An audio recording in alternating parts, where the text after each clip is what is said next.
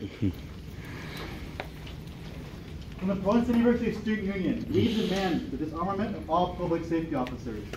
We demand that the university break ties with food service provider Airmark as soon as possible without firing any current PSU food service workers and retaining their union. We also demand a $15 minimum wage for all campus workers. We also demand that tuition be lowered by lowering administrative salaries and This is a letter in response to President Vival's November 10th email on conversations about race on college campuses. Dear President Vival, we are writing you in response to your email titled Conversations About Race on College Campuses. In this email, you encourage students to become part of this discussion. We at the Student Union are suspicious of this invitation when after 3 years of organizing, our voices are still not being heard. Anti-racist activist organizations on campus are continually pushing for student voice and racial equality. These groups are being shut out from the administrative process.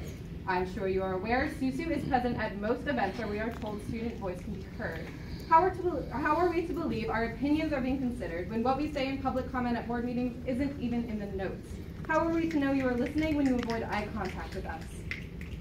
In your email, you claim there is no place at this university for racism or any form of discrimination. How can this be true when campus security is still armed, even after it was brought to your attention numerous times that police disproportionately target people of color, houseless people, and trans people? When you were told that CPSO has already been profiling people of color, you brushed off the accusations without significant investigation.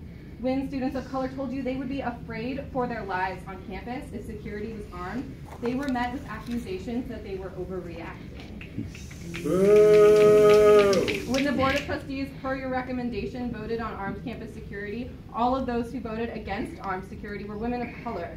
2 of these board members were the faculty and student representatives. Those most affected by these issues and closest to the real Portland State community did not want armed police, yet we currently have them patrolling campus.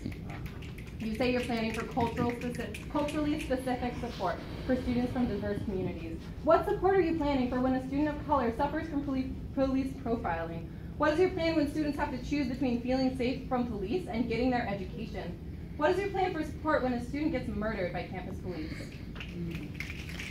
At the beginning of this academic year, you were interrupted during your convocation speech by concerned students who wanted to inform the incoming freshmen about armed campus security. After this nonviolent action, 2 students of color were targeted and threatened by the administration. They faced threats of expulsion and thousands of dollars in fines.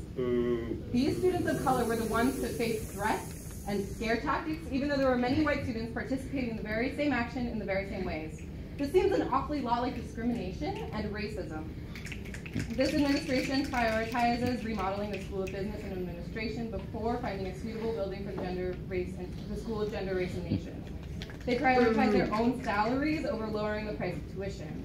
The new strategic plan you mentioned that has since been revised only addresses diversity and equity in terms of capitalizing on it. It is a racist act to tokenize Portland State's diverse student body to capitalize on their race while ignoring their concerns of safety. This is what happens when you ignore the very people you are trying to protect. You spit on them. About concerned students, faculty, and members of the Portland State University Student Union, the International Socialist Organization, Radical Education PSU, the PSU Black Student Union, Students United for Palestinian Equal Rights, Socialist Alternative, and over 100 students, faculty, and members of the PSU community. Jamie, would you like to speak next? Sure. Okay, you've interrupted. No, this is not over. This is not over. You will let us continue. You will let us continue. Jamie, speak. Jamie, and you will listen. Thank you. All right, thank you. Go. I'm Jamie Partridge. I'm a senior adult learner here and an alumni of Portland State University. I was at school here in the 60s and 70s when there was no food pantry. When I could go, when I could work half-time and pay my tuition and go to school here. The workers on this campus need $15 just to be able to survive, just to be able to avoid that food pantry, to be able to pay that tuition. And I mean every worker on this campus, the student workers, the food service workers, everyone. We're here in support, that is, the 15 Now campaign is here in support of the Portland State University Student Union and all of their demands, not only for a decent, dignified wage, social safety, for disarming the police, and to lower the tuition.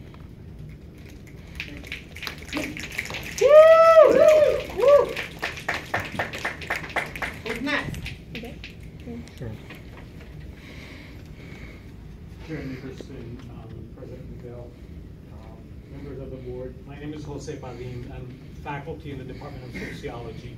I've been here for quite a few years. He's asked me to speak because I spoke on the floor of the Faculty Senate in October, specifically in relation to the diversity and equity goal in the strategic plan.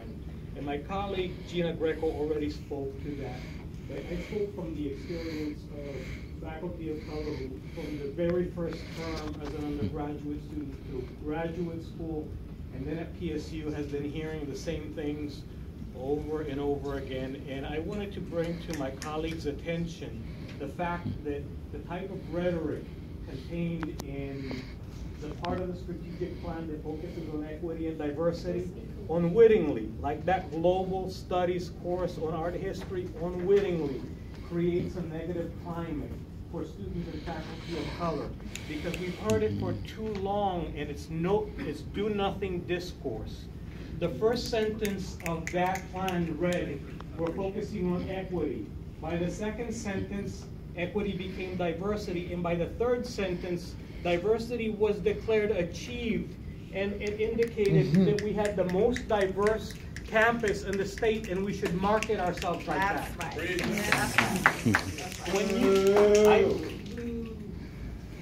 I've mentored students of color here through the Bridges to Baccalaureate program, the Nair Scholars Program.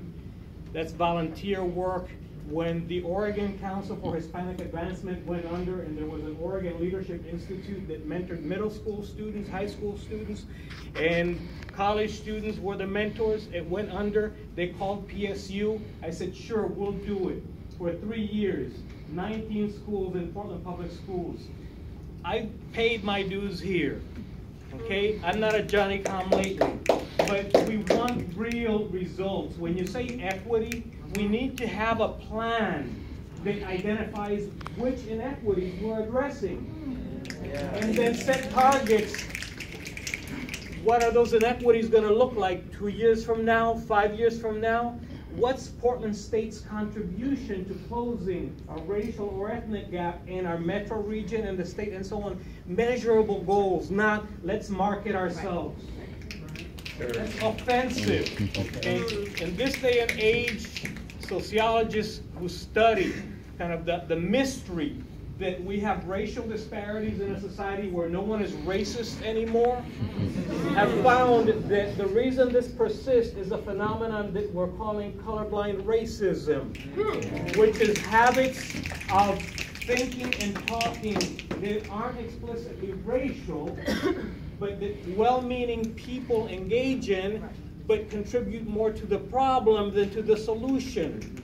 Okay? So we need a strategic plan that says that we're committed to equity. These are the goals. These are the inequities, and this is how much we're going to improve within this time frame. If we're going to focus on diversity as a value in its own right, define it, it's separate. These are our targets. This is how we're going to meet them, and so on. That is going to make a sea of change in terms of a climate for faculty of color and students. Because you can't be at an institution where this is the climate. This is how people talk and think that you're being represented. Not when you've heard it.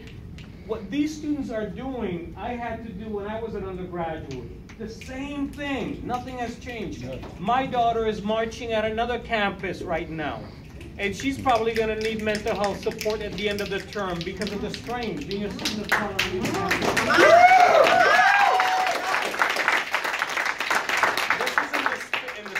Spirit that my colleague Gina Greco singled out the art history course, saying well-meaning people. Today no one is racist anymore. Well-meaning people doing the wrong things and pretending that they're doing the right thing. Okay? So our conversation needs to be able to point that out. It's a real race conversation. Thank you. Thank you.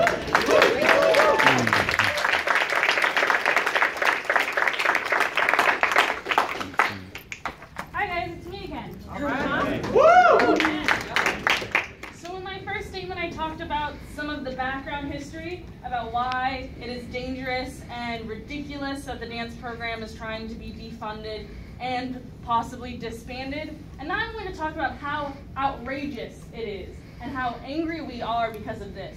For those of you who don't know, Lincoln Hall was remodeled years ago. It was put beautiful dance rooms were put into Lincoln Hall. 2, in fact. But yet the dancers only have access to 1. Because the second one, the largest one, is a profit-only dance studio. Oh. It is used to rent out to local dance studios within the Portland area. The second one, every single dance class has to fight over use of the space. When a project during the spring term, the homework assignment was to choreograph with groups outside of class, each student, 12 students, had to fight over use of the space. Our students had to practice in the park blocks, outside, in the sometimes cold, in the grass, on the concrete, doing difficult, sometimes dangerous things that should not be performed on concrete, simply because we had been pushed out of our space, because they want to make money. We had been kicked out of using the space on the 300 level because we were told that is a for-profit space only. The show that we put on, we charged money for that money, went to the department that we have not seen. That money that we raised for you, and yet you're going to defund our classes. The African dance class, just this term, put on a beautiful performance within the Portland State campus to show the diversity within this campus. We helped you out there to bring in the outside community to show you, and yet you want to defund those classes. The things that we are doing to help show the richness and the